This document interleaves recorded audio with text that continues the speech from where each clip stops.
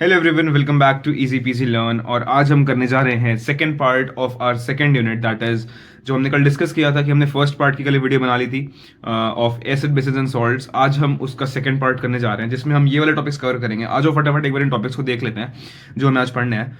These are first strength of acids, potence of hydrogen, universal indicators क्या होते हैं ये देखेंगे, फिर उसका एक एग्जाम्पल देखेंगे पीएच पेपर। देन हम देखेंगे कि पीएच का हमारी रोजमर्रा की जिंदगी में कैसा रोल रहता है। And then we'll talk about the pH scale, pH of salts also. And फिर हम कुछ सॉल्ट्स को डिस्कस करेंगे कि सॉल्ट्स क्या हैं, कितने टाइप के हमारे सिलेबस में हैं। These four are main to be very honest, but आपको एक और पढ़ेंगे दैट इज पीओपी। ये सॉल्ट नहीं है, it is application of basically water of crystallisation. तो स्टार्ट करते हैं सेकंड पार्ट के साथ, फटाफट चलते हैं अपनी वीडियो में। Let's go. I hope you are having one pen and a paper with you, because यार मैं कुछ चीज़ें ऐसी मार्क कराता हूँ which are for sure very important in your exams. और आज तो जो हमने आज के जो हमारे टॉपिक्स हैं, ट्रस्ट मी इसमें इतनी ज़्यादा टॉपिक्स ऐसे हैं ना जो कि एग्जाम पॉइंट ऑफ व्यू से इतने इंपॉर्टेंट हैं। सो आई मेक श्योर कि मैं उन्हें मार्क करता हूँ, यू मेक श्योर कि आप उन्हें नोट डाउन करो, ठीक है। गेट योर नोट्स, अगर नोट्स बने हुए हैं, no issues. Get a quick revision, 1.5 पे देख लो, 1.25 पे देख लो इस वीडियो को। And yes, let's score the best in your boards, okay. तो आ जाओ, चालू करते हैं यार अपना आज का टॉपिक यहाँ से, strength of acids and bases. यहाँ से चालू करते हैं अपना हेडिंग। तो देखो यार, कल हमने पढ़ा था कि एसिड्स क्या होते हैं, बेसिस क्या होते हैं, ठीक है। हमने उनकी प्रॉपर्टीज देखी थी एंड देन वी सॉ कि हाँ एसिड बेसिस हमको पता चल गया। अब हमने उनकी प्रॉपर्टीज भी देख ली, अब हमने उनकी रिएक्शंस भी देख ली कि अच्छा कैसे कैसे रिएक्ट करते हैं, ये भी दिख गया। बट भैया हमने एक चीज तो समझ में आ गई थी कि एसिड्स क्या करते हैं, बेसिस क्या करते हैं। हमें ये नहीं समझ में आया कि कोई एसिड कितना खतरनाक है और कोई बेस कितना खतरनाक है। How do we tell this कि मतलब आप कल एक बात कह रहे थे, आपको अगर याद हो तो आई वॉज सेइंग कि यार ये एसिड बहुत स्ट्रॉन्ग एसिड है, ये डिसोसिएट कर जाता है अपने सारे आयंस में। तो हम कैसे पता करेंगे कौन सा एसिड स्ट्रॉन्ग है और कौन सा एसिड वीक है, उसको जानने के लिए ही आज का लेक्चर हम पढ़ने जा रहे हैं, ठीक है। तो फटाफट स्टार्ट करते हैं। तो देखो, strength of acids and bases. तो पहले कुछ कुछ एग्जांपल्स देख लेते हैं चारों के, नोट डाउन कर लेना फटाफट, मैं एक बार मार्क करके आपको पढ़ा दे रहा हूँ। स्ट्रॉन्ग एसिड्स के एग्जांपल क्या है, पहले उनकी प्रॉपर्टीज देख लेते हैं। स्ट्रॉन्ग एसिड्स का काम क्या है, वो फुल्ली डिसोशिएट कर जाएंगे अपने आयंस में, ठीक है। डिसोशिएट इनटू आयंस, वो अपने आयंस में कंप्लीटली डिसोशिएट कर जाएंगे। वहां पे उनके पास ऐसा कुछ नहीं रह जाएगा कि एच रह गया, कैटायन रह गए, एनायन रह गए, या फिर एसिड डिसॉल्व नहीं हो रहा है। स्ट्रॉन्ग एसिड्स का काम है पूरा डिसोशिएट कर जाना, ठीक है। जैसे ही and give more concentration of H plus ions. कल हमने देखा था कि एसिड्स क्या करते हैं, एसिड्स इंक्रीज करते हैं H प्लस की कंसेंट्रेशन, और बेसिस किसकी कंसेंट्रेशन इंक्रीज करते हैं, बेसिस करते हैं OH नेगेटिव की कंसेंट्रेशन को इंक्रीज करते हैं, ठीक है, जब भी हम उनको पानी में डाल देते हैं, ठीक है। तो कुछ स्ट्रॉन्ग एसिड्स के example, H2SO4 sulphuric acid, HCl hydrochloric acid, HNO3 nitric acid, ठीक है। और ये तीनों के तीनों क्या है, हमारे स्ट्रॉन्ग एसिड्स हैं। अब आ जाओ weak acids. Weak acids they partially dissolve in water, ये पार्शियली डिसॉल्व करते हैं, ये कंप्लीटली कभी डिसॉल्व नहीं करते। पार्शियली का मतलब क्या है, थोड़ा सा इनका जो वो है, क्या कहते हैं, एसिड है, ये इसी फॉर्म में वाटर में रह जाएगा, ठीक है। कंप्लीटली अपने H आयंस नहीं रिलीज करेगा, ठीक है। Give less concentration of H ions, यहाँ पे जितने H ions, H plus ions strong देते हैं उससे थोड़े से कम आयंस हमारे वीक एसिड्स देते हैं, ठीक है। Generally organic acids from natural sources, मतलब कहने का, देखो बहुत इंपॉर्टेंट पॉइंट है, जो भी एसिड नेचुरल सोर्सेज से आपके पास आ रहा है वो क्या रहेगा, आपका एक वीक एसिड रहेगा। और जो भी थोड़ा सा इंडस्ट्रियल पैटर्न से आ रहा है, इंडस्ट्रियल मतलब इंडस्ट्रियल सोर्सेज से बन के आ रहा है, वो एसिड यूजुअली आपको कौन सा रहता है, एक स्ट्रॉन्ग एसिड रहता है, क्योंकि उसको बनाया ही उसी काम के लिए गया है, एसिडिटी के लिए, राइट, नॉट एसिडिटी के लिए, एसिड का फंक्शन करने के लिए उसको बनाया गया है। एंड दैट इज वाई वो अपना कंप्लीटली आयंस में डिसोशिएट होता है। नेचुरली ऑकरिंग उतने स्ट्रॉन्ग एसिड्स नहीं होते हैं, इसीलिए वो कंप्लीटली डिसोशिएट नहीं होता है। आई होप दिस इज क्लियर। आगे चलते हैं, फटाफट बेसिस को देखते हैं। स्ट्रॉन्ग बेस के एग्जांपल देख लो यार, NaOH, KOH, CaOH, O whole twice, ठीक है। अब देखो इनका भी क्या होगा, ये OH नेगेटिव की कंसेंट्रेशन क्या है, बहुत तेज बढ़ाएंगे, क्यों, क्योंकि ये कंप्लीटली डिसोशिएट कर जाते हैं और ज्यादा OH आयंस देते हैं अपने एक्वस सॉल्यूशन में, ठीक है जी। ऐसे वीक बेस के एग्जांपल्स देख लेते हैं। वीक बेस क्या करेंगे, OH आयंस को ज्यादा नहीं दे पाएंगे, और ज्यादा नहीं दे पाएंगे तो ये अपना क्या करेंगे, पार्शियली डिसोशिएट नहीं कर, आई मीन पार्शियली डिसोशिएट करेंगे। आई होप दिस इज क्लियर, ठीक है। पार्शियली डिसोशिएट का मतलब कि कुछ ना कुछ फॉर्म में NH4OH उस सॉल्यूशन में रह जाएगा, अपने आप को डिसोशिएट नहीं करेगा, OH नेगेटिव कम निकाल के देगा। दैट इज व्हाई हम कह रहे हैं कि give less concentration of OH ions. I hope this is very clear, ठीक है। आगे आओ, ये क्वेश्चन है, फटाफट ट्राई करो। और कल की वीडियोस के अभी तक मेरे पास कमेंट्स नहीं आए हैं, ठीक है। सो प्लीज जो भी बच्चा उस लेक्चर को देख रहा है, इन क्वेश्चंस को सॉल्व करो, बहुत इंपॉर्टेंट है। सीबीएसई के सिर्फ पीवाईक्यूज ही हैं जो मैं लेके आया हूँ साथ में टॉपिक वाइज बांट के। सो मेक श्योर कि आप उन पीवाईक्यूज को करो, आपके चैप्टर ऑलरेडी स्ट्रांग हो जाएंगे, ठीक है। अब आते हैं पोटेंस ऑफ हाइड्रोजन पे। अब इसके लिए मैं आपको एक नया पेज लेके समझाता हूँ what is potence of hydrogen. आ जाओ, ठीक है, और इसे कर लेते हैं इधर। देखो, पोटेंस ऑफ हाइड्रोजन, हेडिंग लिख लेते हैं,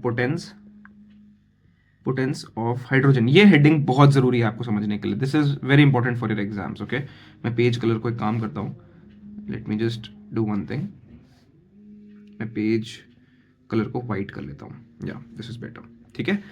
तो पोटेंस ऑफ हाइड्रोजन क्या होता है? देखो, पोटेंस का मतलब होता है, लिटरल मीनिंग होता है पावर। क्या होता है? पावर। तो पावर ऑफ हाइड्रोजन, ठीक है, power of hydrogen is the whole concept. अब देखो पीएच का काम क्या है, याद रखना, कभी भी ये याद रखने वाली चीज है, मैं आपको बताता हूं कि H प्लस की कंसेंट्रेशन जब भी ज्यादा है, H प्लस की कंसेंट्रेशन जब भी ज्यादा है तो मेरा पीएच हमेशा कम होगा। पीएच हमेशा क्या होगा? कम होगा। अभी तरह याद करो, बता दूंगा कि इसका आगे का रेलेवेंस कैसे है आप लोग के सिलेबस के हिसाब से, ठीक है। अगर H प्लस की कंसेंट्रेशन कम है, अगर H प्लस की कंसेंट्रेशन कम है, इसका मतलब क्या है आपका? पीएच ज्यादा है। मेरी बात समझ में आ गई? इसको आप OH के टर्म्स में भी देख सकते हो। अगर OH का कंसंट्रेशन, वैसे क्योंकि पावर ऑफ हाइड्रोजन है तो हम यहां पे सिर्फ हाइड्रोजन वाला केस कंसिडर करते हैं, OH वाला थोड़ा सा इररिलेवेंट हो जाता है, तो लेट्स नॉट डिस्कस दिस, ठीक है। OH के रिलेशन में भी आप इसको समझ सकते हो, बट अभी क्योंकि इस कॉन्सेप्ट का नाम ही पावर ऑफ हाइड्रोजन है, इसलिए हम बस H प्लस आयन की कंसंट्रेशन के बेसिस पे देखते हैं कि पीएच आपका बढ़ रहा है कि घट रहा है, ठीक है। अब आते हैं अपने मेन हेडिंग पे। क्या कहता है?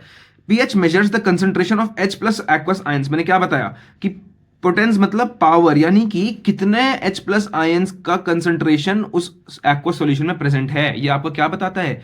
पीएच बताता है, ठीक है। तो कंसंट्रेशन देखेगा H प्लस की, अगर कंसंट्रेशन देखो, अगर कंसंट्रेशन H प्लस आयंस की कंसंट्रेशन ज्यादा है तो मैंने क्या बताया? पीएच हमेशा क्या होगा? कम होगा। तो आओ देखते हैं पीएच की रेंज क्या होती है। आओ पहले यहां समझ लो, पीएच की जो रेंज होती है आपकी, वो हमेशा होती है 0 to 14। क्या होती है? 0 to 14 तक आपका पीएच स्केल होता है, ठीक है। लेकिन 0 to 7 तक हम मानते हैं कि this is your acidic range, ठीक है। 0 to 7, in fact I can say less than 7 जब भी होगा तो मैं उसे क्या कंसिडर करूंगा कि उसमें H प्लस आयन की कंसेंट्रेशन ज्यादा है। लेस देन 7 पे हम क्या बोलेंगे कि H प्लस कंसेंट्रेशन क्या है? ज्यादा है। क्यों? क्योंकि हमारा पीएच क्या है? कम है। लेकिन जैसे ही 7 के हम आगे जाएंगे, बहुत ध्यान से देखो, जैसे हम 7 के आगे जाएंगे और 14 तक पहुंचेंगे तो अब यहाँ पे क्या हो गया? पीएच का नंबर बढ़ गया। अब पीएच और H प्लस आयन का कंसेंट्रेशन क्या है? इनवर्सली प्रोपोर्शनल है। देखो ना, यहाँ पे मैंने क्या बताया था कि H प्लस अगर बढ़ेंगे तो पीएच कम होगा, H प्लस अगर कम होंगे तो पीएच क्या होगा? बढ़ जाएगा। यानी कि H प्लस की concentration is inversely proportional to pH. मेरी बात समझे? ठीक है। अब आ जाओ 7 to 14, पीएच का नंबर बढ़ गया, यानी कि H प्लस की कंसेंट्रेशन क्या हो गई? H प्लस की कंसेंट्रेशन हो गई होगी कम। और इसका मतलब अगर मैं कहूं कि 7 से ज्यादा होगा, मोर देन 7 अगर आपको पीएच कभी भी मिलेगा, मोर देन 7 अगर आपको पीएच मिलेगा तो आप क्या कह सकते हो कि H प्लस की कंसेंट्रेशन वहां पे क्या है? क्या है H प्लस की कंसेंट्रेशन? सर कम है, ठीक है। अब आगे आ जाओ, अब इसको यहां पे देखो, कभी भी जब भी आपका जो पीएच है वो 0 हो या 7 से कम हो, 0 से ज्यादा होते लेकिन 7 से कम रह गया, तो उसको आप क्या बोलोगे? एसिडिक बोलोगे। क्या बोलोगे? एसिडिक बोलोगे। और अगर 0 के पास जा रहा है तो उसको आप क्या बोल दोगे? वेरी एसिडिक, ठीक है। क्यों? क्योंकि देखो H प्लस की कंसेंट्रेशन ज्यादा, देखो इसको बहुत आराम से समझो, H प्लस की कंसेंट्रेशन ज्यादा हो गई तो मेरा पीएच क्या हो गया? कम हो गया। पीएच क्या हो गया? कम हो गया। लेकिन H प्लस की कंसेंट्रेशन बढ़ रही है ना, H प्लस की कंसेंट्रेशन बढ़ रही है का मतलब क्या है? मतलब वहां पे ज्यादा एसिड है, इसीलिए हेंस हम इसको क्या कह देते हैं कि ये ज्यादा एसिडिक है। इसीलिए क्या कहते हैं? ये ज्यादा एसिडिक है। देखो यही तो मैंने पढ़ाया, 0 to 7 में पीएच की वैल्यू तो कम है, पीएच की वैल्यू तो कम है। पीएच की वैल्यू का कम मतलब हाइड्रोजन कंसेंट्रेशन ज्यादा, और हाइड्रोजन कंसेंट्रेशन अगर ज्यादा है तो इसका मतलब एसिडिटी भी ज्यादा। आई hope this is very much clear, ठीक है। ऐसे आ जाओ, 7 पे जो भी सब्सटेंस होगा उसको हम बोल देंगे वो न्यूट्रल है जी, वो ना एसिडिक है, ना बेसिक है, ना उस पर H प्लस की कंसेंट्रेशन ज्यादा है ना कम है, एकदम बराबर है, ठीक है। तो वो क्या हो जाएगा? आपका न्यूट्रल सब्सटेंस हो जाएगा। लेकिन जैसे ही 7 से बढ़ेगी आपकी, क्या बढ़ेगी? 7 से जैसे ही आपकी ज्यादा हो जाएगी पीएच की वैल्यू, तो आप क्या कहोगे? अब पीएच की वैल्यू बढ़ रही है 7 मिड नंबर था, 7 बीच का नंबर था, 7 से जैसे ही बढ़ रही है वैल्यू, इसका मतलब क्या हो गया कि सर हमारा जो पीएच है उसकी वैल्यू बढ़ रही है, यानी कि H प्लस की कंसंट्रेशन कम हो रही है। और अगर H प्लस कम हो रहा है, H प्लस किसको दिखाता है? एसिड को दिखाता है ना, एसिड से हमें H प्लस मिलता है। तो H प्लस अगर कम हो रहा है, इसका मतलब वहां पे एसिडिटी भी क्या हो रही है? एसिडिटी भी कम हो रही है। आई hope this is very clear, ठीक है। यानी कि हम उसको बेसिक भी बोल सकते हैं। अगर एसिडिटी कम हो रही है, इसका मतलब बेसिसिटी आ रही है। सही बात है भाई, एसिडिटी कम हो रही है तो बेसिसिटी बढ़ भी तो रही होगी, बिल्कुल सही बात। और ये जो मैंने पूरा रिलेशन समझाया, इसको मैंने नीचे एकदम आराम से लिखा हुआ है, इसे आराम से पढ़ो। वही लिखा हुआ है कि पीएच डिक्रीज करेगा, इसका मतलब क्या है? H प्लस आयन की कंसंट्रेशन इंक्रीज कर रही है, इसका मतलब एसिडिटी भी इंक्रीज कर रही है। पीएच की कंसंट्रेशन अगर बढ़ रही है, पीएच का नंबर अगर बढ़ रहा है, इसका मतलब क्या है? H प्लस आयन की कंसंट्रेशन कम हो रही है, इसका मतलब एसिडिटी डिक्रीज हो रही है। या फिर उसको तुम एक और चीज लिख सकते हो, एसिडिटी डिक्रीज लिख सकते हो, या फिर बेसिसिटी का इंक्रीज भी कह सकते हो। आई hope this is very clear. अब आगे बढ़ते हैं। पावर ऑफ हाइड्रोजन हो गया, ठीक है। पीएच स्केल पे हम बाद में आएंगे, पहले हम इसको देखेंगे। ये दो क्वेश्चन प्लीज पॉज करो, इन क्वेश्चन को करो, पॉज करके इस क्वेश्चन को करिए। एंड पहले हम पढ़ते हैं यूनिवर्सल इंडिकेटर्स। अब क्या हुआ, अब क्या हुआ कि हमें सब्सटेंसेस का इतना तो समझ में आ गया कि पीएच कोई चीज होती है, ठीक है, पीएच कोई चीज होती है। बट भैया पीएच नापने के लिए क्या क्या यूज करें?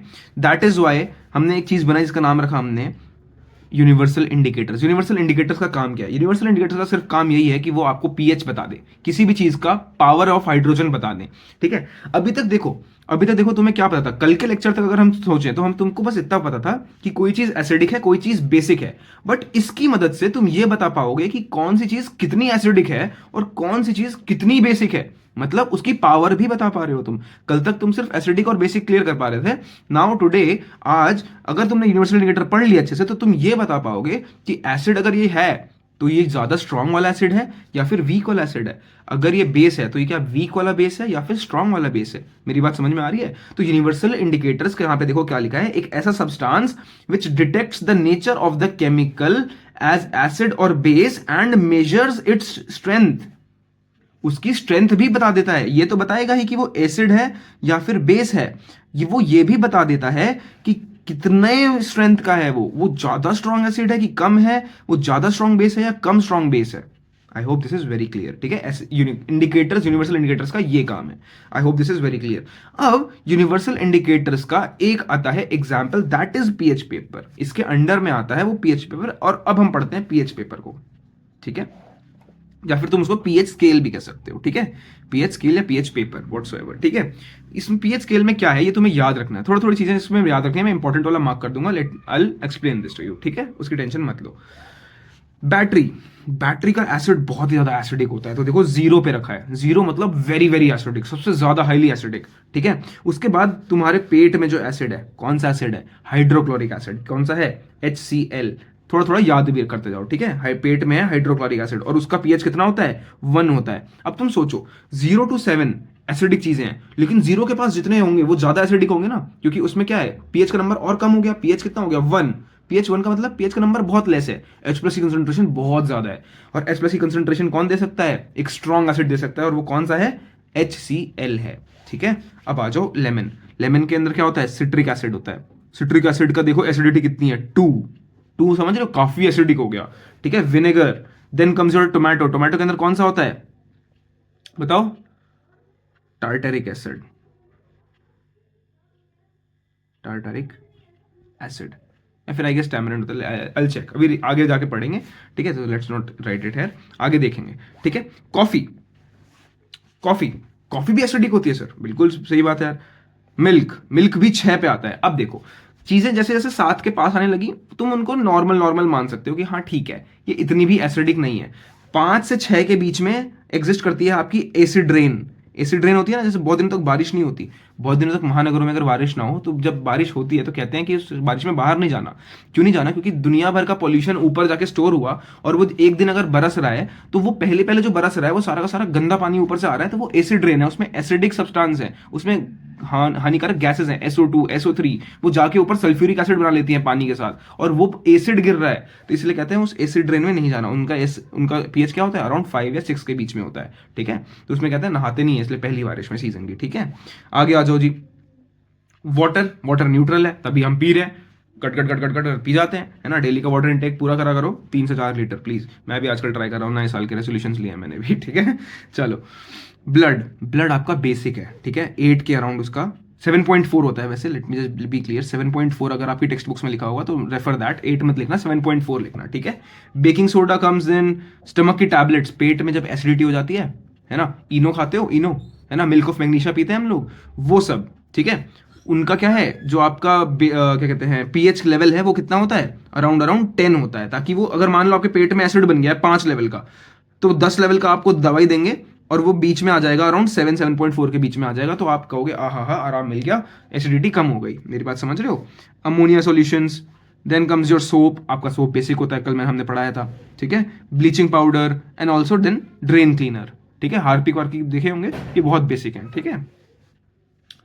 चलो जी, ये क्वेश्चंस कर लेना, एंड आई थिंक ये चीज क्लियर हो गई, ठीक है। ये देखो यहाँ पे लिखे भी हुए हैं, ये एनसीईआरटी के स्क्रीनशॉट है, ठीक है। तो मेक श्योर कि आप इसको देखो, ये वाले याद कर लो कम से कम। गैस्ट्रिक जूसेस वही जूस जो पेट के अंदर है, ठीक है, HCl एंड ऑल, ये उनका पीएच कितना है 1.2, लेमन जूस 2.2 पे है, प्योर वाटर 7.4 पे है, या फिर ब्लड भी, ठीक है। Milk of magnesia MgOH whole twice, milk of magnesia क्या होता है, MgOH होल ट्वाइस, वो किस पे है, 10 पे है, वही जो आपको देते हैं जब भी एसिडिटी होती है, तो मिल्क ऑफ मैग्नीशिया दिया जाता है कि एसिडिटी कम हो जाए, ठीक है। Sodium hydroxide solution NaOH, this is the strongest base, देखो उसका पीएच कितना है, 14 है। मेरी बात समझ रहे हो। NaOH का जो पीएच नंबर है दैट इज 14 का मतलब हाईएस्ट पीएच नंबर। अब पीएच नंबर सबसे ज्यादा हो गया, इसका मतलब क्या है, H+ की कंसंट्रेशन सबसे कम हो गई, H+ की कंसंट्रेशन सबसे कम हो गई, तो वो एसिडिक तो बचा ही नहीं, यानी कि वो क्या है, सब्सटेंस, बेसिक सब्सटेंस है। तो this is a very very highly strong base, ठीक है। चलो आगे चलते हैं, ठीक है। ये उसी के कुछ और एग्जांपल्स गिवे हैं ना, देखो स्टमक एसिड, लेमन जूस, अब मैं डायग्राम इसलिए लेके आया हूँ ताकि तुम्हारे को ज्यादा से ज्यादा एग्जांपल्स याद रहे पीएच स्केल के, ठीक है। ब्लैक कॉफी कहाँ पे आती है, टोमेटो जूस देखो कहाँ आ रहा है, saliva, milk, then blood, baking soda, देखो प्योर वाटर आता है 7 पे, ऑप्टिमल ग्रोथ ऑफ बैक्टीरिया, ठीक है। HCl, कंसंट्रेटेड HCl आता है एकदम 0 पे, देख रहे हो, ठीक है। एक्सट्रीमली एसिडिक, देखो यहाँ लिखा हुआ है एक्सट्रीमली एसिडिक, जितना कम हो जाएगा नंबर, जितना पीएच नंबर कम हो जाएगा वहां पे एसिडिटी क्या हो जाएगी, एकदम बढ़ जाएगी, ठीक है। और जैसे से राइट जाओगे पीएच का नंबर इंक्रीज हो रहा है, पीएच का नंबर इंक्रीज हो रहा है, यानी कि बेसिसिटी एकदम आपकी बढ़ जाएगी, बेसिसिटी आपकी एकदम बढ़ गई, ठीक है जी। यहाँ देखो कंसंट्रेटेड NaOH लिखा हुआ है, और bleaching powder, oven cleaner, house hold ammonia, ये सब चीजें आपको एग्जाम्पल्स हल्के हल्के याद रहने चाहिए, ठीक है। चलो जी आगे बढ़ते हैं। ये क्वेश्चन पॉज करो, क्वेश्चन करो, and let me know the answers in the comment, okay. आगे चलते हैं, क्वेश्चन करके पॉज कर लिया, सॉल्व कर लिया, good. Importance of pH in everyday life, now this is a very important topic, ठीक है। ये बहुत इंपॉर्टेंट टॉपिक है, इसको देखो मैं क्या कहना चाहता हूँ। इसके क्वेश्चंस आते हैं पेपर में, 2 मार्कर 3 मार्कर पेपर में क्वेश्चंस आते हैं, ठीक है। तो ये बस रियल लाइफ एग्जांपल्स हैं आपको पीएच को लेके। देखो pH range for human body is 7 to 7.8, pH मतलब ह्यूमन बॉडी को सूट कौन सा करता है, 7 to 7.8 का कोई भी चीज आप कंज्यूम कर रहे हो या बॉडी के अंदर के सब्सटेंस है वो सब किस पीएच पे बैठे हैं, 7 to 7.8 पे बैठे हैं, other than your gastric juices highly acidic होते हैं, ठीक है, जो HCl है आपके पेट में, स्टमक में, ठीक है। PH of rain water is less than 5.6, देखो 5.6 से अगर रेन वाटर जो है, रेन वाटर RW लिख रहा हूँ, रेन वाटर का पीएच अगर 5.6 से कम है तो हम उसे क्या बोल देते हैं कि वो क्या है हमारी, वो एसिड रेन है, ठीक है। Then aquatic life survival becomes difficult, of course ये बात है भाई, पानी अगर ओशन का पानी एसिडिक हो जाएगा तो वहाँ के जो प्लांट्स हैं, जो एनिमल्स हैं, जो भी आपके ओशन के हैं, उनको सर्वाइवल वहाँ में दिक्कत आएगी, ठीक है। स्टमक एंड डाइजेशन, स्टमक में देख लेते हैं, स्टमक में HCl प्रोड्यूस होता है, सही बात है, हमें पता है सर, डाइजेस्ट करता है फूड को वो, है ना। आपकी बायो में एक चैप्टर है, चैप्टर 1, उसमें भी पढ़ाया गया है कि HCl पेट में होता है फॉर किसके डाइजेशन के लिए, वो मेरे को आप बताओगे, ठीक है। During indigestion stomach produces too much acid, अब जब कहते हैं ना कि अपच हो गया, अपच क्या होता है बेसिकली, या तो आपका खाना अच्छे से नहीं पचा, या फिर आपके पेट ने बहुत ज्यादा एसिड बना दिया, तो बीच पेट में एसिडिटी हो गई, कॉजिंग पेन। एसिडिटी तो पेट में दर्द होता है ना कि मम्मी यार पेट में दर्द हो रहा है, खाने का मन नहीं कर रहा है, वो क्या है, एसिड टाइम से पहले बन गया, एंड दैट हैपेंस कि आप इरेगुलर टाइम पे खाना खाओ अगर, ठीक है, तो तब क्या होता है, आपको पेट में एसिड बन जाएगा, पेट में दर्द होगा, खाने का मन नहीं करेगा, ठीक है, भूख नहीं लगेगी, तो उससे इरिटेशन भी आएगी, ऑफ कोर्स ये बात है। एंड उसको ही ठीक करने के लिए हम क्या लेते हैं, मिल्क ऑफ मैग्नीशिया लेते हैं, जिसको हम कहते हैं MgOH whole twice, a mild base, mild मतलब ज्यादा स्ट्रॉन्ग नहीं है, क्योंकि हम ज़्यादा स्ट्रॉन्ग बेस भी नहीं ले सकते, वो भी हमारी बॉडी को हार्म कर देगा। तो हमें 9-10 के आसपास वाले पीएच वाला, इसका पीएच कितना होता है 10 होता है, पीएच का कितना होता है 10, 9-10 के पीएच के आसपास वाली चीज़ हम कंज्यूम करते हैं अपनी पेट की एसिडिटी को खत्म करने के लिए। I hope this is clear. देखो, are used to neutralize excess acid. चलो जी आगे बढ़ते हैं। Importance of pH in everyday life में अगला हेडिंग है पीएच ऑफ माउथ, आपके मुंह का पीएच। पीएच ऑफ माउथ अगर लेस हो जाए 5.5 से, 5.5 से अगर आपका पीएच जो है मुंह के अंदर का वो कम हो जाए तो आपका क्या हो जाएगा, टूथ डीके स्टार्ट हो जाएगा, आपके दांत सड़ना चालू हो जाएंगे, आपके दांत में कैविटी आ जाएगी, ठीक है। और ये बनता क्यों है acid, due to sugar and food degradation. क्या क्यों कहते हैं, अब समझो क्या लॉजिक है इस चीज के पीछे। अगर तुम ब्रश नहीं करोगे मान लो, तो क्या होगा, आपने जो खाना खाया वो दांतों के बीच में रह गया, और वो ओवर टाइम वो खाना क्या करता है, वो सड़ने लगता है और वो एसिड प्रोड्यूस करता है। अब वो एसिड क्या करता है, आपके माउथ के पीएच को डिक्रीज कर देता है, और माउथ का पीएच जैसे ही 5.5 से कम होता है वो आपके दांत की कैविटी को भी काटने लगता है, और दांत में एक ब्लैक होल सा बन जाता है, और आप कहते हो मम्मी को, मम्मी दांत में कीड़ा आ गया, है ना। समझ में आ रही है मेरी बात। इसीलिए ब्रश किया करो, ठीक है, खाने के ठीक बाद हमेशा एक बार ब्रश ही कर लो यार, हर बार पेस्ट की जरूरत नहीं है, ठीक है, बट एटलीस्ट ब्रश कर लो। उससे ये रहेगा कि तुम्हारे माउथ में कोई भी फूड पार्टिकल अगर रहेगा नहीं तो वो एसिड क्रिएट होगा नहीं, ठीक है। Toothpaste is basic in nature. अब एक बार टूथपेस्ट के साथ भी करना है तो टूथपेस्ट भी यूज कर सकते हैं, वो बेसिक होता है, क्योंकि मुंह के एसिड को हटाना भी है, जो बन गया है क्रिएट हो गया, तो उसमें क्या करो, कभी कभी रेगुलरली अपना बेसिक टूथपेस्ट उठा लो कोई भी, और टूथपेस्ट सारे बेसिक होते हैं, डोंट वरी, ठीक है, और उससे न्यूट्रलाइज हो जाएगा वहां का सारा एसिड, ठीक है जी। अब आ जाओ fourth, miscellaneous pH related facts. दो तीन चीजें देख लो। Honey bee stings inject acids, जो कि होता है फॉर्मिक एसिड। ट्रीटमेंट करते हैं उसका माइल्ड बेस से, भाई एसिड है उसको बेस के साथ ट्रीट करेंगे। कल हमने पढ़ा था neutralisation reaction. Touching and stinging of plants, hair plants to methanoic acid exposure, ये मेथनोइक एसिड निकालता है। Nettle sting, methanoic acid, painful when touched. ये सब आपके छोटे छोटे एग्जांपल्स हैं, इनको एक बार रीडिंग कर लीजिए, ठीक है जी। अब आगे बढ़ते हैं, pH of salts, heading I pH of salts. तो हाँ अब देखो, पीएच ऑफ सॉल्ट्स का मतलब ये होता है कि यार अब हमने कोई भी जो सॉल्ट बनाया, अभी हम सॉल्ट्स पढ़ेंगे आगे, हमको 3-4 सॉल्ट्स को अच्छे से पढ़ना है, उनके हमको प्रिपरेशंस पढ़ने हैं, हमको उनके यूजेस पढ़ने हैं, सब कुछ पढ़ना है। बट उससे पहले मुझे ये चीज़ बतानी है कि सॉल्ट जब भी बनता है, कैसे बनता था सॉल्ट, याद करो। न्यूट्रलाइजेशन रिएक्शन लिखी हुई सामने दिख रही है क्या किसी को, आई होप दिख रही हो, ठीक है, ऐसा मत बोलना कि नहीं दिख रही भैया, ठीक है। न्यूट्रलाइजेशन रिएक्शन लिखी हुई है आपके सामने। अब मेरे को ये बताओ, न्यूट्रलाइजेशन रिएक्शन में क्या होता था, एक एसिड मिलाते थे और एक बेस मिलाते थे। अगर एक एसिड मिलाया और एक बेस मिलाया तो क्या बनता था, एक सॉल्ट बनता था और वाटर बनता था। भैया वाटर तो हमें पता है न्यूट्रल होता है, बट सॉल्ट का क्या हुआ, क्या कंप्लीटली सब कुछ न्यूट्रल बनता है? तो मैं कहूंगा नहीं, ऐसा नहीं होता। अगर तुमने एसिड स्ट्रांग ले लिया और बेस वीक ले लिया तो तुम्हारा क्या बनेगा, एक एसिडिक सॉल्ट बनेगा। एसिड ज्यादा पावरफुल हो गया ना। ऐसे ही अगर तुमने एक बेस स्ट्रांग ले लिया, एसिड वीक ले लिया, तो तुम्हारा कैसा बनेगा, एक बेसिक सॉल्ट बनेगा, है ना, हल्का सा बेसिक नेचर रहेगा उसके अंदर।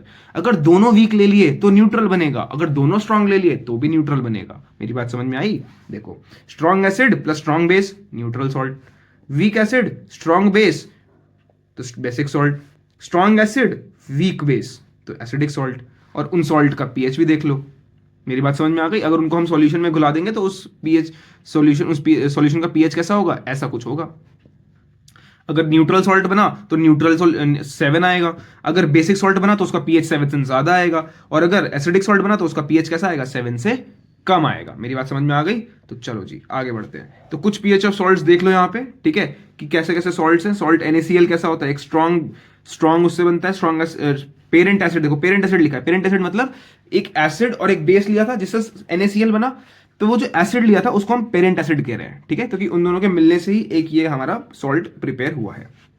ऐसी इस टेबल को एक बार गो थ्रू करो, ठीक है। देखो, एक स्ट्रॉन्ग अगर मैंने एसिड ले लिया और अगर वीक बेस ले लिया, तो मेरा जो पीएच है मेरे उस सॉल्ट एक्स का मान लो, तो वो कैसा रहेगा, एक एसिडिक सॉल्ट रहेगा। एसिडिक सॉल्ट क्यों, क्योंकि एक वीक बेस मैंने लिया था उसके साथ। मेरी बात समझ में आ गई? तो that is how you have to go through all of these, ठीक है।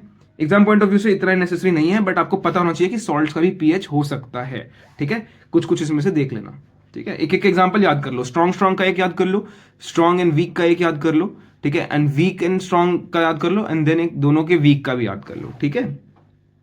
चलो आगे बढ़ते हैं। ये क्वेश्चन आया, प्लीज इसे एक बार करो, पॉज करके सॉल्व करो। आई होप कर लिया। आगे बढ़ते हैं, इसे करो solve. This one also, this one also. अभी हमने उसको एक्सप्लेन किया हुआ है, ठीक है। अब आते हैं कुछ नेचुरली ऑकरिंग एसिड, ये चीजें आपको थोड़ी सी याद रखनी है, ठीक है। This is you have to what learn. ये 1 मार्कर क्वेश्चन आ सकता है कहीं भी कि आपका ये वाला एसिड किस में मिलता है, ये वाला एसिड किस में मिलता है, ऐसा एक छोटे मोटे क्वेश्चन आ सकते हैं 1 मार्कर, इसलिए हमको थोड़ा सा इसको याद करना पड़ेगा। विनेगर में मिलता है एसिटिक एसिड, ऑरेंज में मिलता है सिट्रिक एसिड, टैमरिन टैमरिन में मिलता है टार्ट्रिक एसिड, टोमेटो में मिलता है ऑक्सैलिक एसिड। तो जो टोमेटो वहां पीछे था पीएच पेपर के ऊपर जब हम लिख रहे थे, तो याद रखना वहां पे ऑक्सैलिक एसिड है उसके अंदर, ठीक है, ऑक्सैलिक एसिड है, ऑक्सैलिक, ठीक है। यहां पे लिख देते हैं, चलो चल के आओ लिख लेते हैं फटाफट। ये जो टोमेटो था ये है, इसके ऊपर क्या है, ऑक्सैलिक, ऑक्सैलिक एसिड, ठीक है। आगे बढ़ते हैं चलो जी, कहां पे आ गए थे हम आ गए हैं, हम आ गए हैं यहां, ठीक है। आओ, सोर मिल्क, सोर मिल्क, सोर मिल्क इज बेसिकली कुछ नहीं, दही, दही की बात कर रहा है, डरा रहा है तुमको। कर्ड, कर्ड लिखा ना, दही, ठीक है। उसके अंदर होता है लैक्टिक एसिड, ठीक है। लेमन के अंदर होता है सिट्रिक एसिड, आंट स्टिंग, चींटी काट ले, उसके अंदर होता है मेथनोइक एसिड, नेटल स्टिंग, उसके अंदर होता है मेथनोइक एसिड, ठीक है जी। आगे बढ़ो, इस क्वेश्चन को प्रेजेंट देखो, 1 मार्कर क्वेश्चन था, सीबीएसई 2023 में आया था कि टोमेटो में कौन सा एसिड प्रेजेंट होता है, तो तुम्हें इस बार मैंने पढ़ा दिया है, दैट इज ऑक्सैलिक एसिड, ठीक है। ऐसे ऐसे कर लेना इन क्वेश्चंस को। अब आओ, हमको बताया गया था, मैंने तुमसे बोला था चलो आ जाओ पढ़ते हैं, ठीक है। मैंने क्या कहा था कि हमको कुछ सॉल्ट्स पढ़ने हैं, तो सॉल्ट्स पढ़ने हैं, तो सॉल्ट कौन कौन से पढ़ने हैं अब ये फोकस करते हैं, ठीक है। सॉल्ट कौन कौन से पढ़ने हैं अब ये फोकस कर लेते हैं। सबसे पहले पढ़ते हैं हम कॉमन सॉल्ट। कॉमन सॉल्ट मतलब जो रोजमर्रा की जिंदगी में हमारे काम आता है, दैट इज NaCl, NaCl, ठीक है। That is sodium, sodium, Na मतलब सोडियम, Cl मतलब क्लोरीन यानी कि क्लोराइड, क्योंकि कंपाउंड में आ गया, ठीक है, सोडियम क्लोराइड, ठीक है। तो common salt sodium chloride NaCl, also refer to as rock salt, कहते हैं ना पत्थर वाला नमक। पत्थर वाला नमक क्या होता है, बेसिकली सिंधा नमक टाइप्स, ठीक है, वो NaCl होता है, एग्जैक्टली NaCl होता है। और halide is found in rock beds, या तो आपको एकदम पहाड़ों पे मिलेगा पत्थरों में, या फिर आपको मिलेगा लार्ज नेचुरल डिपॉजिट्स अंडरग्राउंड, ठीक है। It is a crucial raw material for the manufacture of various industrial and house hold chemicals. ये एक बहुत ही जरूरी रॉ मटेरियल है और अदर हमारे सॉल्ट्स को क्रिएट करने के लिए। मेरी बात समझे कि नहीं समझे? देखो, एक सॉल्ट है कॉमन सॉल्ट, एक सॉल्ट है common salt, common salt that is NaCl, sodium chloride. ये सॉल्ट बहुत सारे अलग अलग सॉल्ट्स को प्रिपेयर करने में यूज होता है। तो इसका सबसे बड़ा फंक्शन क्या है, इसका सबसे बड़ा यूज क्या है? It is used for preparation of further many salts. ये बात समझ में आई? वो कौन कौन से सॉल्ट्स हैं वो भी हम देखेंगे, उसकी टेंशन मत लो, ठीक है। चलो आगे बढ़े, कंटिन्यू करते हैं। देखो हाँ जी, तो हमें अब कौन कौन से सॉल्ट्स हमें पढ़ने हैं, ठीक है, और सॉल्ट्स के यूजेस में आएगा ये सब, ठीक है। देखो, हमें यहाँ पे पढ़ना है sodium hydroxide, bleaching powder, baking soda and washing soda. ये 4 टाइप के हमको फर्दर सॉल्ट्स आगे पढ़ने हैं, ठीक है। और इनकी प्रिपरेशंस देखेंगे कि ये कैसे कैसे बनते हैं, या इन्हीं के फॉर्मूले लिखे हुए हैं गाइस, ठीक है। तो इनको प्लीज अच्छे से पहचान लो एक बार, ठीक है। ये इन्हीं के फॉर्मूलेज लिखे हुए हैं, इनके नाम सब बताऊंगा मैं, डू नॉट वरी। इसको हम कॉस्टिक सोडा बोलते हैं, common name, common name. NaOH क्या होता है? वही जो मैंने बताया था, कंसंट्रेटेड NaOH। याद करो उसका पीएच कितना था, 14। कॉस्टिक सोडा था वो 14 पे, जब हम पीएच स्केल देख रहे थे, याद आया? ठीक है। CaOCl2 ब्लीचिंग पाउडर, ठीक है, जो कपड़े धोने में यूज करते हो आप लोग, ठीक है। NaHCO3 बेकिंग सोडा, पकौड़े बनाती है मम्मी उसमें, ठीक है। Na2CO3 वॉशिंग सोडा, ठीक है, कपड़े धोने में, ठीक है। आ जाओ जी अब इनके यूजेस भी देखो जी, इनके यूजेस भी हैं, ये सब हमें पढ़ना है, इसको डिटेल में पढ़ेंगे। यहां तो मैंने बहुत शॉर्ट में लिखा हुआ है for you to just give it a overlook. इसको एक बार ऊपर ऊपर से देखने के लिए मैंने यहाँ पे ऐसे एकदम टेबलर फॉर्मेट में रखा है। इसको अब हम पढ़ते हैं थोड़ा सा डेप्थ में। हमने पढ़ लिया कि जी कॉमन सॉल्ट किसमें किसमें काम आता है, ये फर्दर हमारे कई सारे सॉल्ट बनाने में काम आएगा। अब देखते हैं कैसे आएगा, ठीक है। तो how common salt is use as a raw material, कैसे यूज होता है? ये NaOH बनाने में यूज होता है, ठीक है, ब्लीचिंग पाउडर बनाने में यूज होता है, वॉशिंग सोडा बनाने में यूज होता है, बेकिंग सोडा बनाने में यूज होता है। इन सब में ये कौन सा सॉल्ट यूज होता है? NaCl यूज होता है। आई hope this is very clear, ठीक है। अब कैसे कैसे यूज होता है, यहाँ पे प्रोसेसेस के नाम लिखे हैं, ठीक है। तो यहाँ पे इन सब में मत फंसना कि भैया इतना मैटर क्यों लिख के ले आए हो, समझ में नहीं आ रहा है। Do not worry about it, पढ़ो मत, बस इतना देखो कि यहाँ पे ना कुछ एक एक चीज लिखी है, मैं तुम्हें मार्क करता हूँ, ये कुछ ध्यान से पढ़ो। क्लोर एल्कली प्रोसेस, आई होप तुम्हें दिखाई दिया हो, ठीक है। Slaked lime with dry slaked lime. फिर नीचे देखो, the salvage process, via the salvage process. I hope this is clear. ये चार चीजें इंपॉर्टेंट है और इसीलिए मैं इसको एक टैबुलर फॉर्मेट में आगे लिख के ले आया हूं कि सोडियम क्लोराइड हमारा रॉ मटेरियल है। सोडियम क्लोराइड क्या होता है? NaCl। देखो चारों में raw material NaCl NaCl NaCl NaCl है, ठीक है। और अलग अलग प्रोसेस का यूज करके हम उनसे ये प्रोडक्ट बनाते हैं। इसका ये वाला प्रोसेस लगा लो तो ये प्रोसेस ये बन जाएगा। सोडियम क्लोराइड को सॉल्वेज प्रोसेस से करो तो ये भी मिल सकता है। अगर उसको रिएक्ट विद लाइम करवा दो तो आपको ये मिल जाएगा। आई hope this is very clear. ऐसे मैं ऐसे कर दे रहा हूं, मतलब समझो कि सोडियम क्लोराइड का रिएक्शन अगर हम क्लोर अल्कली वाले प्रोसेस के थ्रू कराएंगे, chlor alkali is a whole process, ठीक है। अभी मैं उसको समझाऊंगा, डू नॉट वरी, ठीक है। आई hope this is very clear. इसको टैबलेट फॉर्मेट में इसलिए लिख के आया हूं, तुम लोग याद इसको हल्का सा कर लो, ठीक है। आ जाओ जी। अब देखो, एक लो लंबी सी सांस, ठीक है, और लो 5 मिनट का एक आंख बंद करके ब्रेक, 5 मिनट नहीं 5 सेकंड का, ठीक है। गुड। अब चलो कंटिन्यू करते हैं। देखो, this is the most important question of the whole chapter. ये पूरे चैप्टर का सबसे इंपॉर्टेंट क्वेश्चन मैं कराने जा रहा हूं, ठीक है। सबसे important question, that is what? Formation of NaOH। NaOH को बनाने में यूज होता है। देखो मैंने यहां बताया था ना कि सोडियम क्लोराइड से हम NaOH बना सकते हैं। कौन से प्रोसेस के थ्रू? क्लोर एल्कली प्रोसेस के थ्रू। तो भैया आपने तो बताया नहीं कि क्वेश्चन सबसे ज्यादा इंपॉर्टेंट कौन सा है। ये वाला क्वेश्चन, मतलब क्वेश्चन क्या है, किस नाम से आएगा कि define and write steps of chlor alkali process. Chlor alkali process is the most important topic of this chapter. मेरी बात समझ में आई? स्टार मार्क कर लो, इसको घोंट के पी जाना है। मैं समझा रहा हूं, उसके बाद ये हलवा हो जाएगा एकदम, ठीक है। The chlor alkali process. अब क्लोर एल्कली प्रोसेस में होता क्या है ये देखो पहले। The chlor alkali process is an industrial method for producing 3 important chemicals by passing electric current through brine। ओ भैया पता नहीं क्या क्या बोल दिया। आओ जी इसको एक बार बना के देख लेते हैं, मुश्किल क्यों करें किसी बच्चे के लिए। आ जाओ, देखो कहना क्या चाहता है वो कह रहा है कि क्लोर एल्कली प्रोसेस, ठीक है, इसे लिख लो एक बार, लिखते रहोगे मेरे साथ तो तुम्हें ज्यादा समझ में आएगा। क्लोर एल्कली प्रोसेस एक ऐसा प्रोसेस है जिसमें हम क्या करते हैं, हम यूज करते हैं, उसने कुछ ऐसा बताया था, यूज क्या करते हैं? ब्राइन।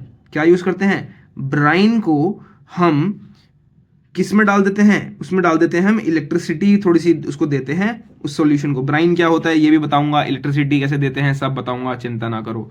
मैं पूरा पहले प्रोसेस का एक ओवरव्यू लिख दे रहा हूँ कितने स्टेप्स में होता है, क्योंकि तुम्हें अगर ये विजुअलाइज हो गया ना तो तुम पेपर में इतना इतना याद रह गया ना अगर, तो तुम पूरा का पूरा आंसर फ्रेम कर दोगे, ठीक है।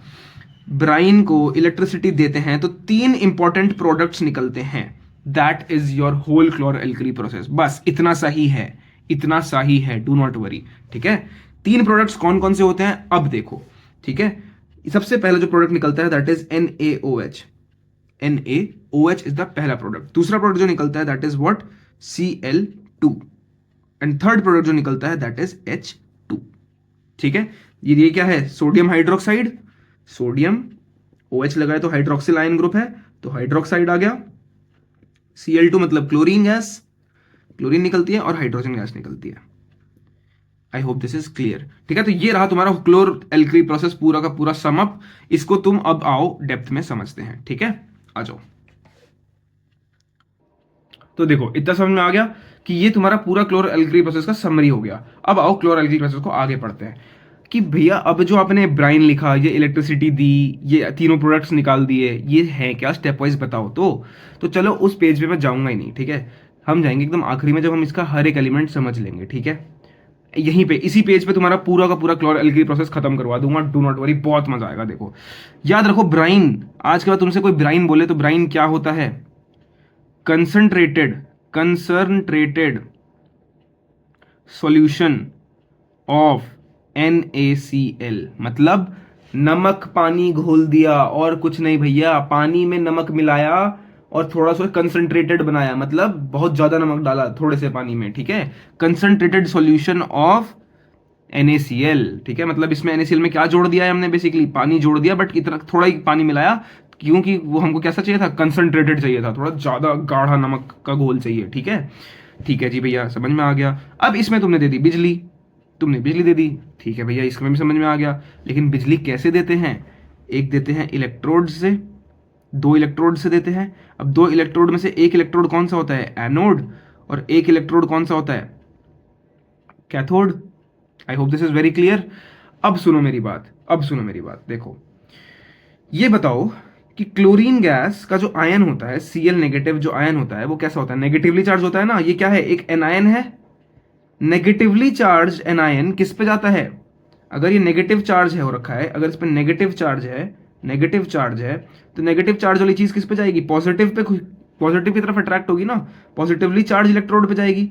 अब पॉजिटिव चार्ज इलेक्ट्रोड इसमें से कौन सा होता है, ये रहा आपका एनोड, ये बैठा, ये पॉजिटिवली चार्ज होता है। और हाइड्रोजन गैस का आयन कैसा होता है, H+, ये कैटायन है, this is a cation.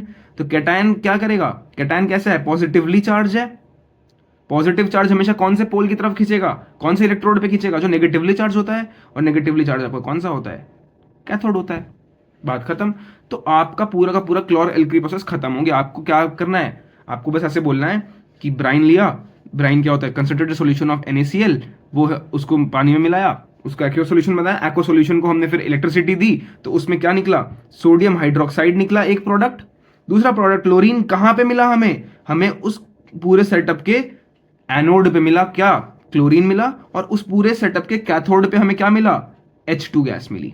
I hope this is very clear. अब आओ एक बार पढ़ते हैं, तुम देखोगे एकदम हलवा हो गया तुम्हारा का पूरा।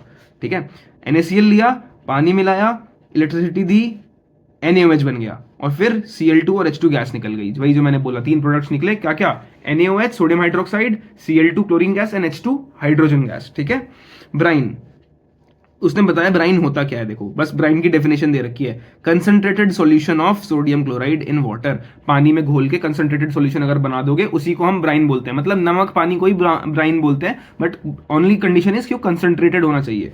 ठीक है, प्रोडक्ट निकल गए 3, ये भी मैंने आपको पढ़ा दिए। This process is also called electrolysis of a brine. सही बात है, हमने क्या किया, इलेक्ट्रोलाइसिस ही तो कराया। इलेक्ट्रोलाइसिस, इलेक्ट्रोलाइसिस क्या होता है, बिजली दे के प्रोसेस करवाना। तो बिजली दी हमने, किसको दी थी, कंसंट्रेटेड सॉल्यूशन ऑफ NaCl, और इसको हम बोलते क्या है, इसको हम बोलते हैं ब्राइन। तो इलेक्ट्रोलाइसिस ऑफ ब्राइन, खत्म बात। ठीक है जी, आ जाओ जी आगे बढ़ते हैं। ये रहा इसका डायग्राम, आपकी NCERT का डायग्राम है। NCERT खोल के देखोगे तो सेम डायग्राम दिखाई देगा। यहां से हमने ब्राइन डाला, ब्राइन मतलब NaCl का कॉन्सेंट्रेटेड सॉल्यूशन डाला विद वाटर वाला, पानी के साथ जो बनाया था हमने। ठीक है, फिर हमने डाले इसमें 2 इलेक्ट्रोड्स, ये रहा एक इलेक्ट्रोड, ये रहा एक इलेक्ट्रोड। ठीक है, आओ जी, अब देखो यहां पे आपका सबसे पहले क्या एक प्रोडक्ट निकल गया, NaOH निकल गया। क्या निकला, NaOH। ठीक है, ओके जी, NaOH निकल गया। फिर अब देखो एनोड कैसा होता है, पॉजिटिवली चार्ज होता है। एनोड पॉजिटिवली चार्ज लिख रखा है यहाँ पे, देखो तुम देख लो खुद से, एनोड पॉजिटिवली चार्ज है। तो पॉजिटिव चार्ज वाले पोल पे मेरे को बताओ कौन से वाली गैस चिपकेगी, जिसके पे नेगेटिव आयन है, क्योंकि पॉजिटिव के पास नेगेटिव जाना चाहेगा। तो Cl negative, Cl negative, Cl negative इसके आसपास आ जाएगा, Cl नेगेटिव, Cl नेगेटिव। इसीलिए इस वाले होज से कौन सी गैस रिलीज हो रही है, Cl2 रिलीज हो रही है, क्लोरीन, नेगेटिवली चार्ज गैस। ठीक है, और ये था देखो cathode, negatively charge, negative negative negative अंदर है, तो इसके अराउंड कौन सा, पॉजिटिव पॉजिटिव पॉजिटिव, H+, इसके आसपास, H+ इसके आसपास। तो यहां से कौन सी गैस इसलिए निकल रही है, यहां से निकल रही है H2 गैस। बात खत्म। अब द ओनली इंपॉर्टेंट चीज जो इस पूरे प्रोसेस में आपकी रह गई वो है कि इनके यूजेस देख लो एक बार। यूजेस यानी कि क्लोरीन गैस कहाँ कहाँ यूज होती है जी, क्लोरीन होता है हमारा यूज वाटर ट्रीटमेंट में, स्विमिंग पूल्स में, डिसइंफेक्टेंट्स में, PVC में, CFCs में, एटसेट्रा। H2 गैस सबसे इंपॉर्टेंट रॉकेट फ्यूल्स में यूज होती है, hydrogen gas, fuel, margarine, ammonia for fertilisers. ठीक है, NaOH के यूजेस देख लो, डीग्रीजिंग मेटल्स, मेटल्स को डिग्रीज करने के लिए, soap, detergents, paper making and artificial fibres. ठीक है, ये यूजेस याद रहने चाहिए, क्योंकि आपका क्वेश्चन ऐसे आएगा कि explain the process of electrolysis of brine या फिर chlor alkali process and write the uses of all the products formed. तो आपको ये पूरा का पूरा बना के, ये डायग्राम बना के, इसे एक्सप्लेन करके इसके प्रोडक्ट्स के यूज लिखने होंगे। आई hope this is very clear. चलो जी आगे बढ़ते हैं। ठीक है, अब इसकी याद करने की ट्रिक है, क्लोर एल्कली प्रोसेस में देखो, क्लोर से तुम क्लोरीन समझ जाओगे, यानी कि Cl2 रिलीज होता है। एल्कली से तुम्हें क्या समझ में आएगा, NaOH समझ में आएगा, क्योंकि NaOH क्या होता है, एक एल्कली होता है। एल्कली होता है ना, एल्कली क्या होते थे, वाटर सोल्यूबल बेसिस। ठीक है, ठीक है जी, बस खत्म, कुछ बचा ही नहीं। ठीक है जी, चलो आगे बढ़ते हैं, आगे बढ़ते हैं। अब ये एक बार पूरा स्क्रॉलिंग प्रोसेस के की पॉइंट्स लिखे हुए हैं, इसको एक बार रीड कर लो, मैंने सब कुछ पढ़ा दिया इसमें से। ठीक है जी, ये उसका स्टेप बाय स्टेप है। अगर आपको ऐसा ही लिख के आना है एग्जाम में, कोई नंबर नहीं काटेगा, यही पॉइंट लिख के छाप के आ जाओगे, कुछ नहीं होगा। But I am telling you, हमेशा समझ के जाना, खुद से लिखोगे ज्यादा मजा आएगा। ठीक है, क्या किया था, NaCl को लिया था, सेटअप किया था एक इलेक्ट्रोलाइटिक सेल में, इलेक्ट्रोलिसिस करवाया, उसका इलेक्ट्रिसिटी पास करी, कैथोड पे हमारा हाइड्रोजन गैस आई, एनोड पे हमारी क्लोरीन गैस आई, और हाइड्रोक्साइड आयंस वाटर के साथ मिलके, सोडियम आयंस के साथ मिलके क्या बन गए, सॉल्यूशन में क्या बन के निकल गए, NaOH बन के निकल गए to give sodium hydroxide. I hope this is very clear. अब बढ़ते हैं हम आगे। ये क्वेश्चन है एग्जैक्टली देखो 2020 का क्वेश्चन है, मैं लेके आया हूं। क्लोर एल्कली प्रोसेस डिफाइन करिए क्या होता है, उसके इंपॉर्टेंट प्रोडक्ट्स डिफाइन करिए, right one important use of each, उन सब का जितने भी प्रोडक्ट बनते थे, कौन कौन से प्रोडक्ट बनते हैं, 3 प्रोडक्ट्स बनते हैं, उन तीनों का एक एक यूज लिखना है। That is your PYQ। करो इसे सॉल्व। अब आओ नेक्स्ट सॉल्व पे, जो है हमारा ब्लीचिंग पाउडर। ठीक है, ब्लीचिंग पाउडर आओ कैसे बनता है सबसे पहले ये देखते हैं। The preparation of bleaching powder involves the following reaction. अभी रिएक्शन थोड़ी सी अजीब सी तरीके से लिखी हुई है, मैं इसे नीचे लिख देता हूं। ठीक है, CaOH whole twice plus Cl2 gives CaOCl2। I hope this is clear. ठीक है, आ जाओ जी। Plus H2O plus O sorry, ठीक है, यहीं तक है, यहीं तक है, यहीं तक है। ठीक है भाई, आ जाओ जी। ये अपने साथ एक H2O निकाल देता है। गुड। अब ये रिएक्शन देखो, यहां पे तुम पहचानते हो ये क्या है भाई, फर्स्ट चैप्टर से पढ़ते हुए आ रहे हैं, अब तक याद होना चाहिए। This is your slaked lime. Slaked lime कैसे बनती थी? स्लेक्ड लाइम CaO में जब मैं पानी मिला देता हूं तो ये क्या बनती है, स्लेक्ड लाइम देता है, और एक्सोथर्मिक रिएक्शन होती है क्योंकि ये कॉम्बिनेशन रिएक्शन थी, याद आया। और फिर इसमें जब हमने क्लोरीन मिला दी तो यहाँ पे एक H, देखो यहाँ पे O के साथ 2 H जुड़े हुए, उसमें से एक H निकल गया, बल्कि तुम कहते हो सकते हो दोनों H निकल गया, और ये Cl2 पूरा का पूरा इधर आ गया H2 की जगह, और H2O को बाहर निकाल दिया। ठीक है, आई होप दिस इज क्लियर। तो CaOCl2 is the formula of bleaching powder, CaOCl2।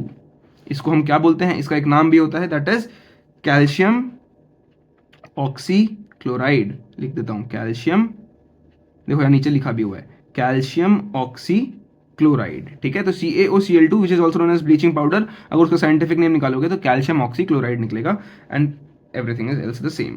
ठीक है, अब देखो the reaction is widely used in industries for the manufacturing of bleaching powder. भाई ब्लीचिंग पाउडर की फैक्ट्रीज में यही रिएक्शन के थ्रू आपका क्या बनाया जाता है, ब्लीचिंग पाउडर बनाया जाता है।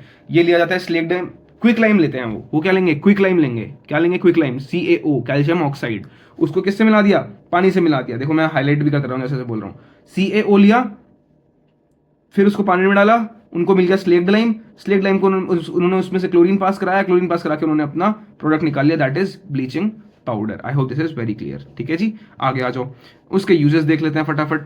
ब्लीचिंग एजेंट की तरह यूज होता है, bleaching cotton, लाइनन in textile industries, जैसे मैंने बताया घर पे ब्लीचिंग पाउडर मम्मी यूज करती होंगी। Use for bleaching wood pulp in paper factories, employed in bleaching washed clothes in laundry services. Laundry में भी ब्लीचिंग पाउडर का बहुत दबा के यूज होता है, फटाफट कपड़े साफ करवाने के लिए। ठीक है, ऑक्सीडाइजिंग एजेंट, ये क्या भैया, ये तो गजब से कुछ नाम हमने सुन लिया, ये क्या है, आओ बताता हूं। कैल्शियम ऑक्सीक्लोराइड में तुम देख रहे हो बीच में एक ऑक्सीजन है, वो ऑक्सीजन क्या करता है, इस पूरे को एक अच्छा ऑक्सीडाइजिंग एजेंट बनाता है। लेकिन ऑक्सीडाइजिंग एजेंट क्या होता है भैया, ये नहीं पता। आओ देखो, मान लो ये A है, उसमें B जुड़ा और C बन गया। ठीक है, और इस B के पास, B के अंदर की अगर बात करें तो इसमें ऑक्सीजन था। ठीक है, तो A ने, और जो C है ये A से ही बना है, बट A के पास यहां पे ऑक्सीजन नहीं था, बट लेकिन A के पास यहां पे ऑक्सीजन आ गया। कैसे कैसे, अब देखो मैं तुम्हें समझाता हूं। ऑक्सीडेशन, बेसिकली ऑक्सीडेशन हुआ, बी ने ए को अपना ऑक्सीजन दे दिया, और वो ए के पास ऑक्सीजन आ गया, तो ए का ऑक्सीडेशन हो गया। मेरी बात समझ में आए, मेरी बात समझ में आई। तो बी एक तरीका क्या करा रहा है, बी ऑक्सीडेशन प्रमोट कर रहा है, तो वो खुद को कैसा कहलाएगा, मैं एक ऑक्सीडाइजिंग एजेंट हूं। कहते हैं ना कि एजेंट काम करवाते हैं, तो ऑक्सीडेशन जो करवाए उसको हम क्या कहते हैं, ऑक्सीडाइजिंग एजेंट बोलते हैं। ठीक है, चलो जी,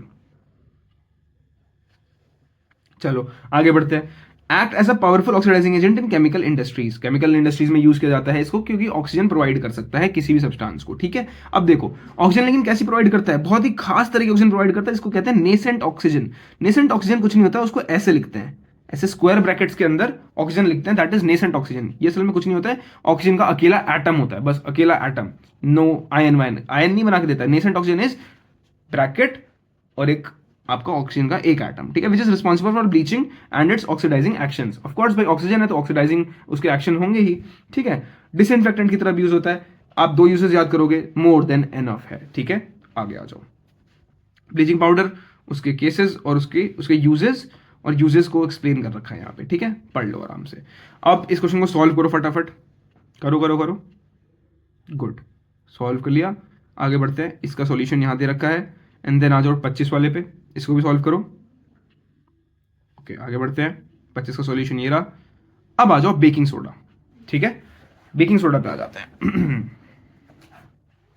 बेकिंग सोडा क्या करता है, अब देखो बेकिंग सोडा कैसे बनता है। सबसे पहले ये देखो, मैंने क्या कहा था, NaCl ही हमारा वो है क्या, मेन जो हमारा सॉल्ट है जिससे हम अदर अदर सॉल्ट बना रहे हैं, जिसका एक और सॉल्ट हम जो अब अगला बनाने दैट इज बेकिंग सोडा, उसमें भी क्या प्रिपरेशन में यूज होता है, NaCl यूज होता है, यानी कि कॉमन सॉल्ट यूज होता है। कॉमन सॉल्ट को क्या करना है, पानी में डालना है, फिर पानी में डाल के उसमें से CO2 पास करा के उसमें NH3, ये सारी चीजें आपको याद रखनी है, H2O CO2 NH3, तो क्या देता है आपको ये NH4Cl प्लस NaHCO3। क्या क्या है इसका मतलब भैया, समझ में नहीं आया। This is your ammonium chloride, ammonium chloride, and this is your sodium, sodium इस H की प्रेजेंस में हम लिख देते हैं बाई, और CO3 की प्रेजेंस में लिख देते हैं हम कार्बोनेट, तो this is sodium by carbonate, ठीक है। आई hope this is very much clear कि सोडियम बाई कार्बोनेट बन गया, और सोडियम बाई कार्बोनेट ही हमारा क्या होता है, बेकिंग पाउडर होता है, बेकिंग सोडा होता है, ये रहा बेकिंग सोडा, ठीक है जी।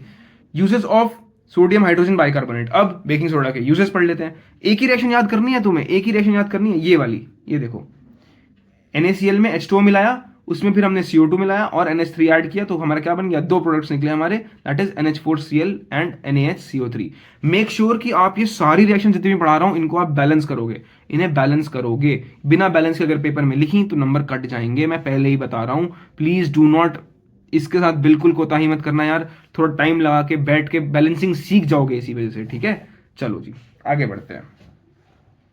घर में यूज करते हैं भैया बेकिंग सोडा, दिखता है मम्मी बनाती हैं टेस्टी क्रिस्पी पकोड़ा बनाती हैं मम्मी, बढ़िया बढ़िया, बारिश के मौसम में चाय पकोड़ा खाने में बहुत मजा आता है भैया, ठीक है, ओके जी।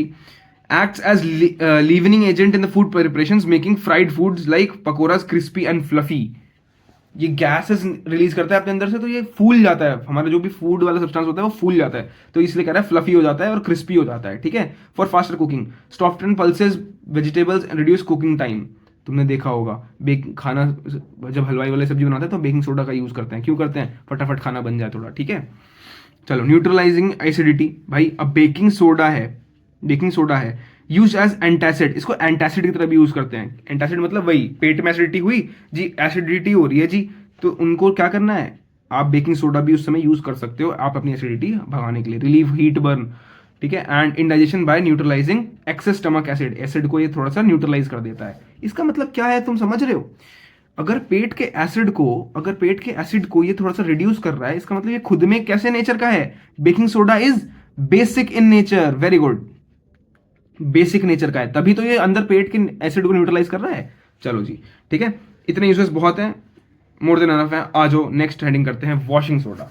वॉशिंग सोडा क्या होता है, वॉशिंग सोडा कैसे बनता है, सबसे पहले आपका ये क्या है, पहचान रहे हो इसे, अभी अभी पढ़ के आए हैं, this is your baking soda.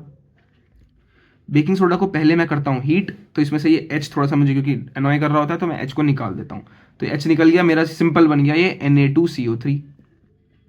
लेकिन Na2CO3 is not your washing soda, इसमें जब 10H2O जुड़ेगा, ये 10H2O जुड़ेगा, भैया जोड़ने के लिए डॉट लगाया आपने, ये क्या किया आपने, डोंट वरी बताऊंगा, नेक्स्ट स्लाइड पे ही है, तो इसलिए टेंशन मत लो क्या होता है डॉट, अभी बस इतना समझो कि Na2CO3 is not washing soda, Na2CO3 dot 10H2O is your what, your washing soda, ठीक है। वॉशिंग सोडा ये रहा आपका, ठीक है।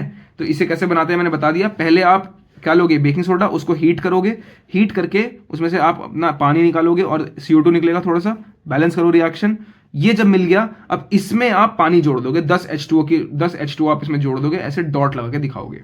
आई hope this is very clear, ठीक है। सोडियम कार्बोनेट एब्जॉर्ब्स 10 मॉलिक्यूल्स, वो एब्जॉर्ब कर लेता है 10 molecules of water forming washing soda. बात समझ में आ गई। सोडियम बाइकार्बोनेट और कार्बोनेट में फर्क है, sodium bicarbonate is NaHCO3 that is baking soda, और Na2CO3 is what, Na2CO3 is what, sodium carbonate, और उसमें जब 10 मॉलिक्यूल्स वो एब्जॉर्ब कर लेता है H2O के, तो वो क्या बन जाता है, तब हमारा बन जाता है वॉशिंग सोडा। करें आगे, चलो वॉशिंग सोडा के यूजेस देख लो। इंडस्ट्री में ग्लास, सोप, पेपर मैन्युफैक्चरिंग में यूज होता है। डेली लाइफ में remove permanent hardness of water, ये बहुत इंपॉर्टेंट है, this is very important, very important, very very very very important. Paper में आ जाता है कि which compound is use to soft the harden and water. तो हार्ड एंड वाटर को सॉफ्ट करने के लिए कौन सा कंपाउंड यूज करते हैं हम लोग? वॉशिंग सोडा यूज करते हैं, क्योंकि ये पानी की हार्डनेस को कम कर देता है, ठीक है। By precipitating calcium and magnesium ions, ये लिखने की जरूरत नहीं है, इतना समझो कि बस हार्डनेस को, परमानेंट हार्डनेस को रिमूव कर देता है। क्लीनिंग एजेंट यूज करते हैं लॉन्ड्री में एंड हाउस होल्ड स्टेन्स, घर में दाग धब्बे पड़ जाए वहां पे भी वॉशिंग सोडा यूज होता है, ठीक है जी।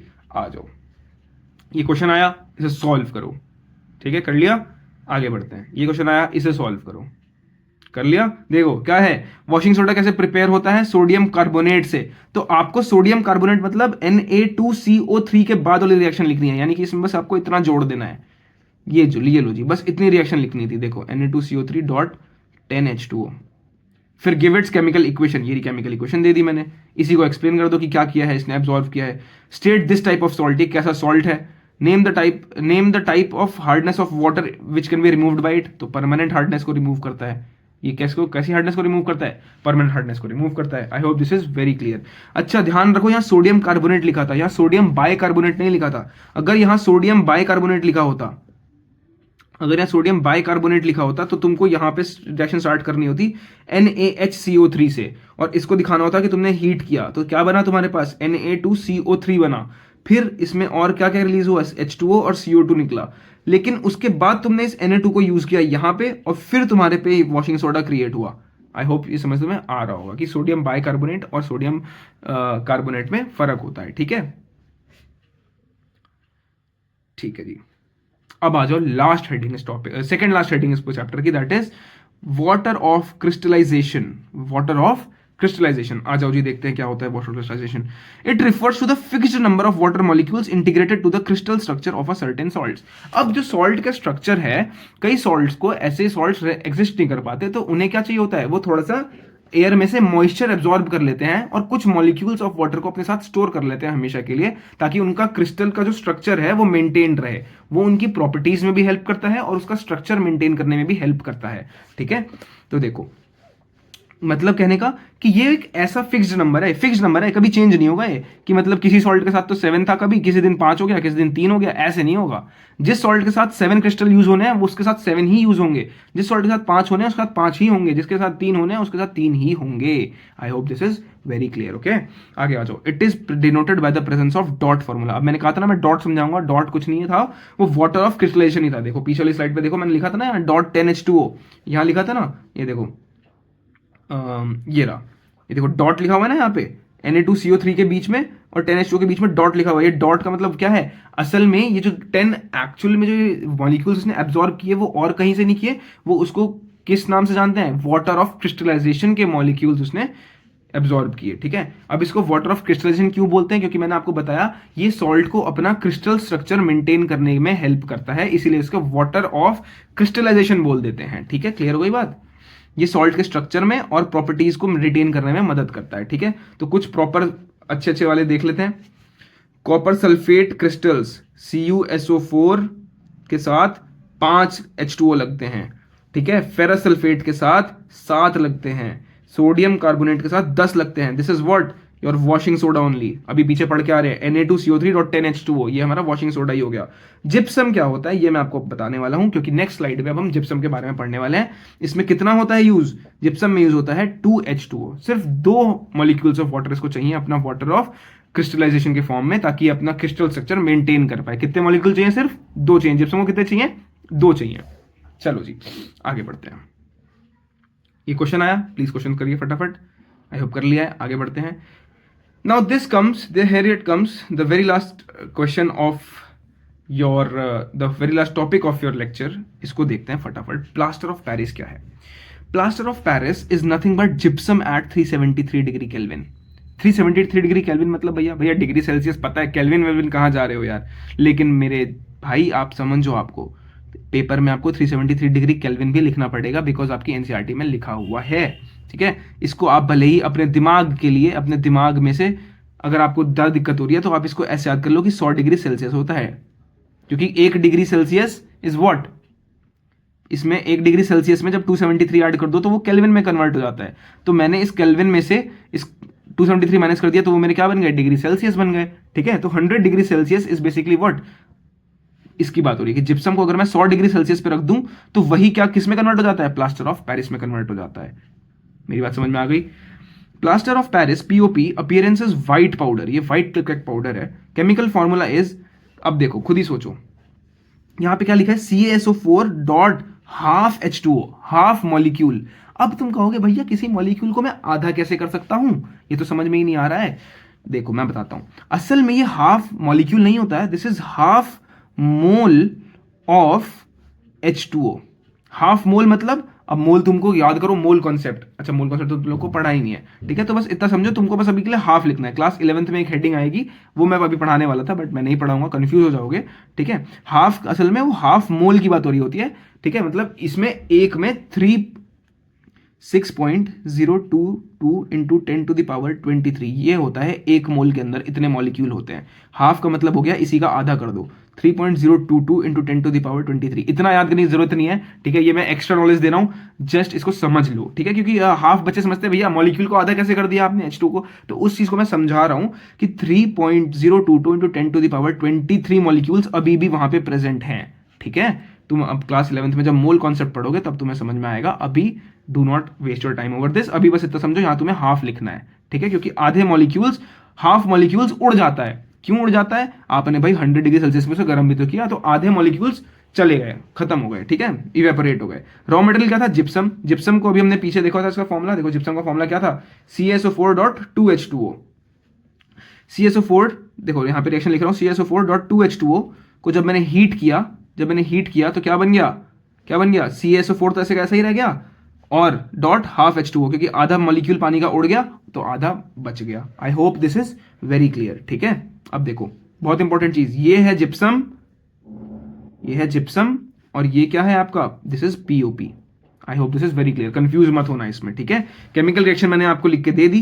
When gypsum is heated at 373 degree kelvin, 100 degree Celsius, it partially loses water. Partially मतलब सारे अपना वाटर के मॉलिक्यूल यूज नहीं करता, वो पार्शियली यूज करता है, और आधा हाफ अभी भी रह जाता है, ठीक है। 2H2O था, हाफ रह गया, ठीक है, और 3/2 निकल गया। आई hope this is very clear, ठीक है। क्योंकि देखो भाई ऑफकोर्स ये बात है ना, दो है ना, देखो दो है, आओ इसको तुम्हें समझा देता हूँ, थोड़ी तुम्हें हो सकता है फ्रैक्शंस की समझ कम हो, और मेरा पढ़ाने का फर्ज है कि मैं तुम्हें बताऊं। आओ भाई, दो में से मैं ऐसा क्या निकालूं कि आधा ही रह जाए, बस दो में से ऐसा मैं क्या निकालूं कि आधा रह जाए, बस दो को मैं ऐसे लिख सकता हूं, half plus half plus half plus half लिख सकता हूं। मेरी बात समझ में आई। तो ये तीन अगर मैं निकाल दूं तभी तो हाफ बचेगा, तो ये तीन को जोड़ दो, अब डिनोमिनेटर सेम है तो न्यूमरेटर ऐड हो जाएंगे, 3/2, यानी कि 3/2 H2O इवेपोरेट कर गया, बचा कितना, बस 1/2 रह गया। और जैसे 1/2 रह गया तो उस स्टेट को हम क्या बोल देते हैं, पीओपी वाली स्टेट बोल देते हैं। आई hope this is very clear. आगे बढ़ते हैं, तो इसलिए देखो यहाँ पे लिखा हुआ है 3/2 वाटर H2O क्या हो गया मेरा, रिलीज कर गया, उड़ गया, ठीक है जी। तो here is the product, plaster of Paris, CaSO4 half H2O and the water vapour. Water vapour क्या था, वही 3/2 H2O। क्लियर, आगे बढ़ते हैं।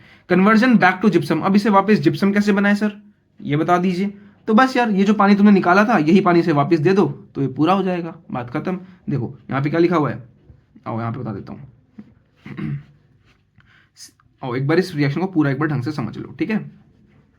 ये समझ में आ गया था, नहीं आया तो पीछे बैक करो वीडियो एक बार देखो, ठीक है। CaSO4.2H2O में से जब मैंने इसको 373 डिग्री केल्विन पे हीट किया तो ये क्या हो गया, CaSO4 डॉट हाफ H2O रह गया, और प्लस 3/2 H2O रिलीज हो गया, ठीक है। लेकिन अगर इसी को मेरे को इससे ये बनाना है तो मैं क्या लिखूंगा, CaSO4 डॉट हाफ H2O में सर मैंने क्या जोड़ दिया, फिर से इसको जोड़ दो, वापस जोड़ दो, जो निकाला था उसको वापस जोड़ दिया, 3/2 H2O, तो फिर से आपको क्या बन जाएगा, CaSO4 डॉट 2H2O, वापस का ऐसे आपको मिल जाएगा। दैट दिस इज वापस क्या ऑब्टेन हो गया, जिप्सम आपको ऑब्टेन हो गया। ये क्या था, पीओपी, ये है ये है जिप्सम से पीओपी बनाने का मेथड, और ये है पीओपी से जिप्सम बनाने का मेथड। कुछ नहीं किया, जो पानी निकला था उसे वापस जोड़ देना है बस, ठीक है।